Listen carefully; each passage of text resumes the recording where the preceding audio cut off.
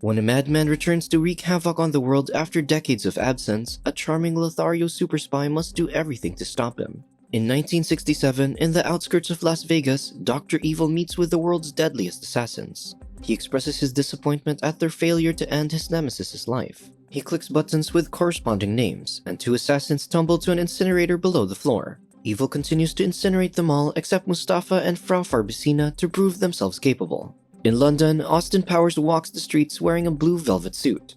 In his wake are women obsessed with him, whom he manages to lose when Mrs. Kensington drives up in a fancy car. Their conversation in the car is interrupted when Basil exposition of the British intelligence informs him that Evil has prepared a trap for him in a London club, so Austin vows to be there. That night, Austin's arrival at the club causes women to flock toward him. He shows off his dancing skills while leading Kensington inside. There, a waitress asks if Austin would like a drink, and he responds by punching her out cold. As the crowd gathers, he pulls the waitress's wig off, revealing him to be one of Evil's male assassins. Austin orders the lackey to tell him where Evil is, but Evil shoots his man with an arrow.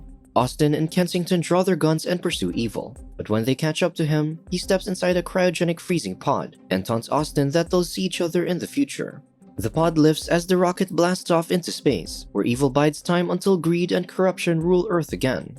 30 years later, the rocket re-enters the atmosphere, warning Commander Gilmer of Evil's return. The rocket's last known position is over Nevada, and Gilmore instructs his subordinate to inform the president and prepare his jet for an emergency flight to London. When he arrives, Basil leads him to the Defense Ministry cryogenic storage facility. Apparently, Austin volunteered to freeze himself as well, in case Dr. Evil returned. Basil remarked that Austin is the legendary gentleman spy, equal parts irresistible and deadly. They unfreeze Austin and he wakes up disoriented. The freezing side effects cause him to scream at Gilmore and Russian General Borchevsky. Although initially surprised at the Russians' presence, he learns they won the Cold War. Austin gets serious when Gilmore calls his attention to Evil's presence in Nevada. Basil instructs him to begin immediately and work with Vanessa Kensington, Mrs. Kensington's daughter. Vanessa walks elegantly, causing Austin to spout rude comments that make things awkward. Her first mission, to acclimatize Austin to the changes that occurred during the last 30 years, proves quite challenging. While getting his personal effects, Austin flirts with Vanessa. When all's said and done, Vanessa requests that he addresses her by name, before informing him they'll use this private jet that the government preserved all these years. Evil has returned to his lair and summons the assassins. He punishes Mustafa for his incompetence during the cryogenic process that resulted in Evil's cat going bald.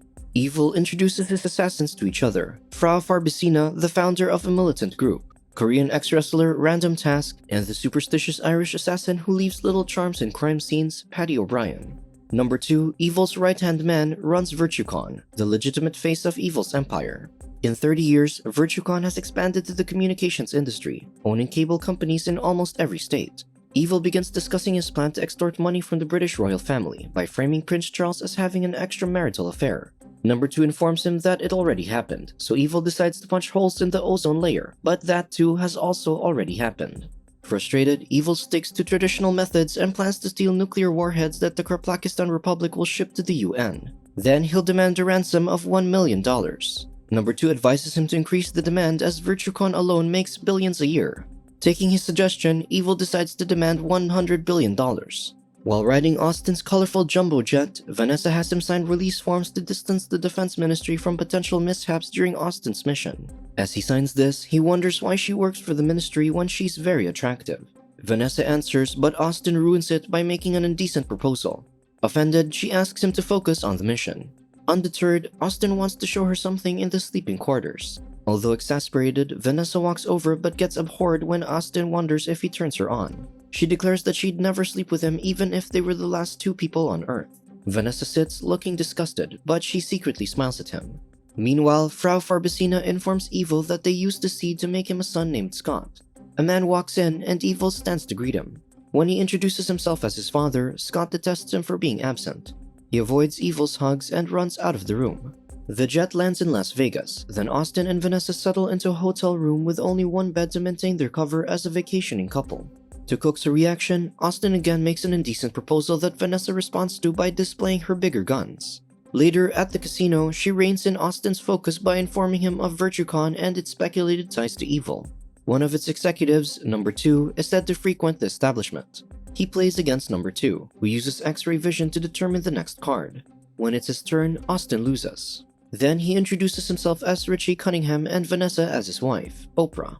Number 2 then introduces his Italian secretary, Alada. When number 2 leaves, Austin follows him into the restroom. He's on the lookout as another man enters and strikes up a conversation.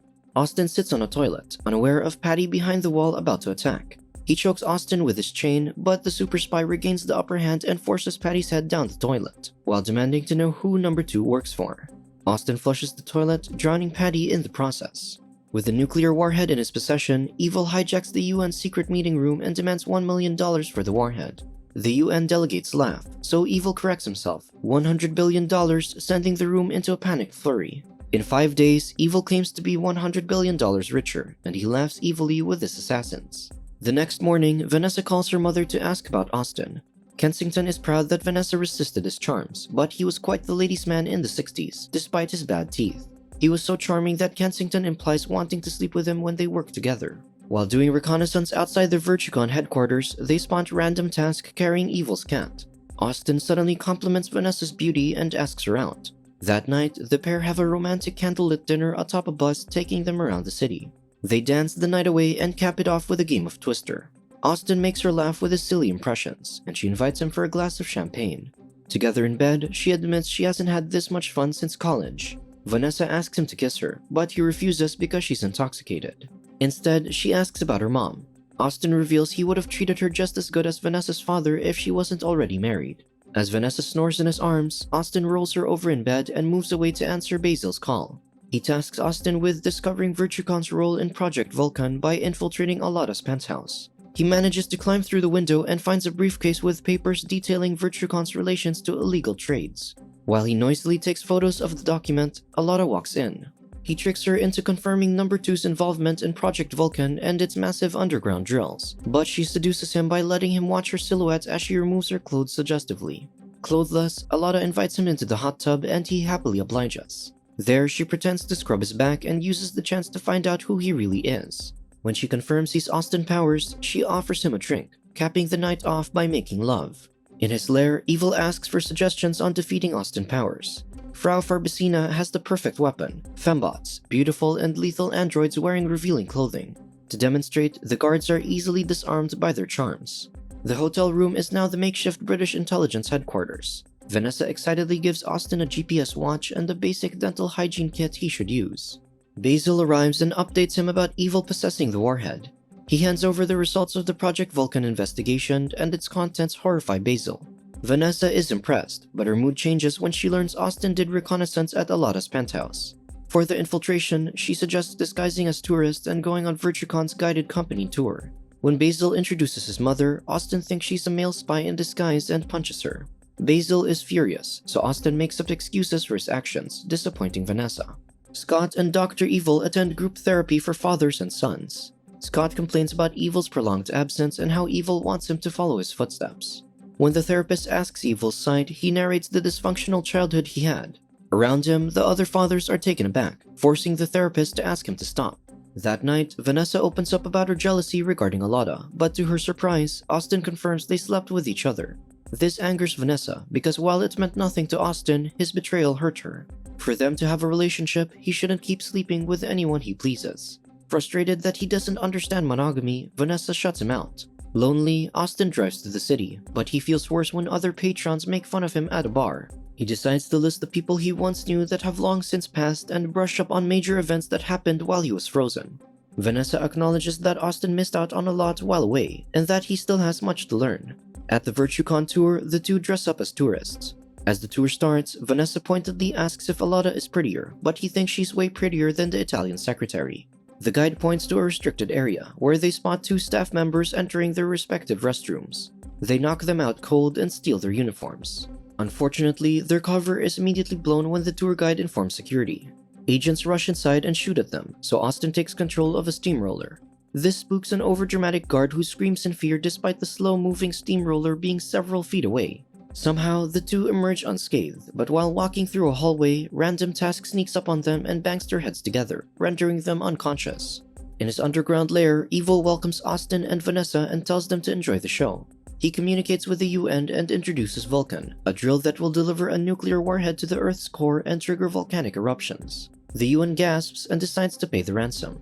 Evil laughs as attendants serve them food. When Scott struts in and recounts how mundane and insignificant his day went, Evil almost incinerates him, but Frau Farbacina swats his hand away from the button. Seconds later, Evil introduces Austin as his nemesis and divulges how he plans on imprisoning them in an easy escapable trap with the threat of an elaborate death. Austin wonders if Evil expects the UN to pay, but Evil actually expects them to perish as he buries cities under magma.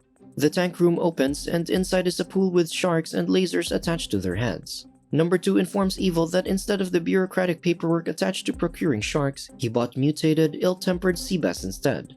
Although disappointed at first, Evil thinks it's fine. He then instructs the guard to slowly dip Austin and Vanessa into the water. Scott protests that they might escape and again suggests using guns instead, but Evil laments that Scott simply doesn't get it. As aggressive fish zoom past them, Vanessa brings out the floss. Austin is offended, thinking she's reminded him of his bad teeth, but Vanessa intends to use it to swing over the water. They tangle the floss on a pipe above, and Austin shoots toothpaste onto the guard's eyes.